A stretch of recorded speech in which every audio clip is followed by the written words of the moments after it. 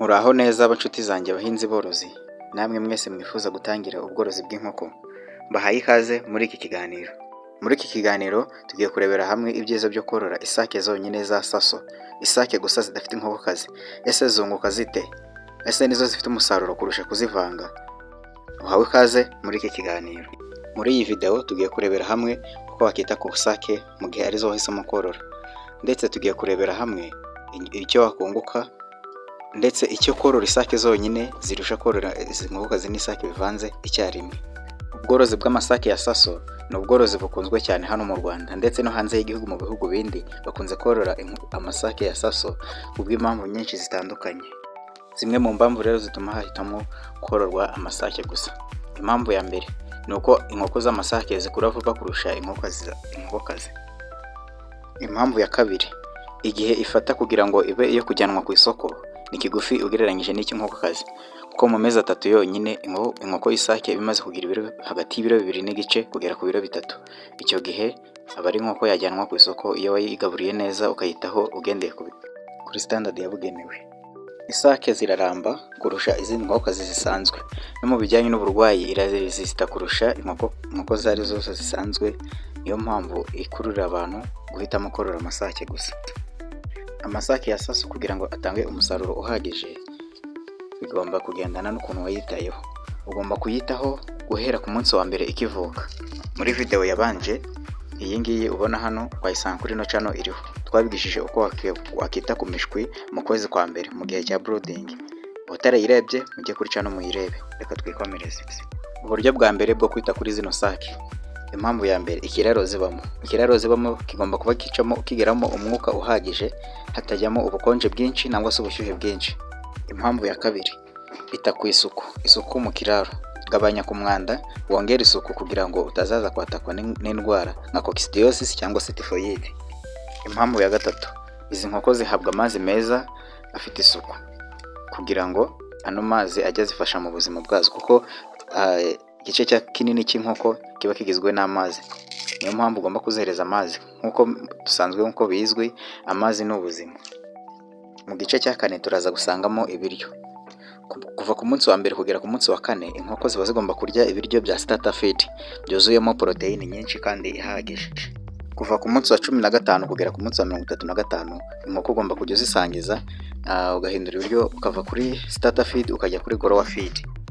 Naho guhera ku munsi wa 36 kuri finish ugomba kuzihereza finisher feed. Ubwo hangaha ni hahandi ugomba kuzikorera proxer.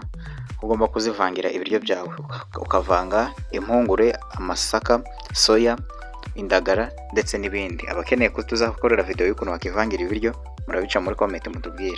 Uburyo bwa gatanu ni ingingo. Ntuzibagirwa gutera inkoko zawe inkingo harimo Malex, Newcastle, Bomboro, Typhoid ndetse n'izindi.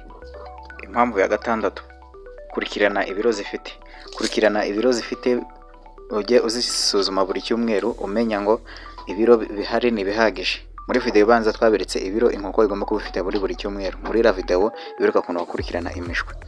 Nusanga ibiro byabaye bikeya uzamenya ko uri kuzigaburira ibiryo bidahagije cyangwa se zikaba zifite ikindi kibazo cy'ubuzima. Inyungu rero dukura mu bworozi bw'amasake gusa mu gihe wayitayeho neza.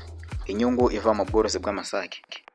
Mu byumweru 12 gusa isake iba ifite ibiro hagati y'ibiro 2 n'igice kugera kuri 3, ndetse warayitayeho neza ukajya ubitera n'imiti ijyanye n'amaproteine waba ifite ibiro 3 kuzamura. Ku isoko inkoko ingana gutya uzasanga ihagaze igiciro cy'ibihumbi hagati y'ibihumbi 8 na 12 ndetse no kurenza. Urumva ko ibe ihagaze amafaranga meza. Mu byumweru 12 gusa urumva igiciro ibe ihagaze, mu gihe inkokokazi ibikiri ku bihumbi 5 na 6. Hanyuma ku byo uyishoramo usanga inyungu iri hagati. Ibyo ishoramo ubwo ni ku miti n'ibiribwa ndetse n'ibindi bikenerwa, usanga inyungu iri hagati ya 35 kugera kuri 50%. Ibyo byose rero ubigeraho mu mezi 4 gusa utangiye korora za nkoko zikivuka. Inama z'ingenzi kubifuza gutangira. Urasabwa gutangirira rero ku mubare mutoya, nibura guhera kuri 50 kugera ku 100 mu ntangiriro za mbere. Iyo niyo kigero cyiza ku mworozi uri gutangira. Uhitemo icyororo cyiza kiberanye n'umworozi. Nduhitemo ariho hose, hitamo umusupplier mwiza uzaguhereza inkoko ziri qualified. Irinde kubangikanya inkoko n'ubundi bworozi bw'andi matungo kuko isake ubwazo zikenera umwihariko wazo ku bijyanye n'isuku n'aho kuba. Shaka isoko rero ry'aho uzasapurayinga zimaze gukura hakiri kare, aho uzazihereza mbere y'uko ugera igihe cyo zimaze gukura ngo zitangire kunanuka, hita uzigurisha hakiri kare. Gira gahunda, menya aho uzakura izizazisimbura nyuma yo kuzitanga. Mbere y'uko uzitanga manza umenye aho uzakura izo kuzisimbura, ntuzamara igihe kirekire wicaye. Nk'uko twabibonye, korora inkoko y'amasaso y'amasake gusa ni imwe mu nzira nziza yorohera umworozi kubona inyungu biturutse mu bworozi bw'inkoko. Zikura vuba, zitanga inyama nyinshi kandi zirakunzwe ku isoko. Ibi byose ubigeraho vuba utarinze gutegereza amezi hejuru y'atanu, atandatu kuzamura. Nk'uko bisanzwe bigenda ku nkokokazi ndetse n'izindi nkoko zitari saso. Niba wifuza gutangira, tangira buhoro ariko ubikore bya kinyamwuga. Kuba kinyamwuga rero ni he uzakura inama? Ni kuri ino channel. Nk'uko nabigusabye, kora subscribe, like, share, wandike muri comment indi video ushaka ko tuzakorera ubutaha. Siga comment ushima cyangwa se ugira ibyo baza twazakoreraho kuri video itaha. Iyo wakunze video, sharinga mu nshuti zawe z'aborozi. Inama, igitekerezo shyira muri comment. Ushaka kubaza ikibazo cyo tuzagukoreraho mu cyegeranyo gitaha aho se mu kiganiro gitaha, wagisiga muri comment tukaza kugusubiza. Video yabanje ngwibutsa ko twize uko wakorora inkoko zifite kuva umunsi umwe kugeza ukwezi kurangiye, ariyo stage ya mbere. Murakoze, mugira ibihe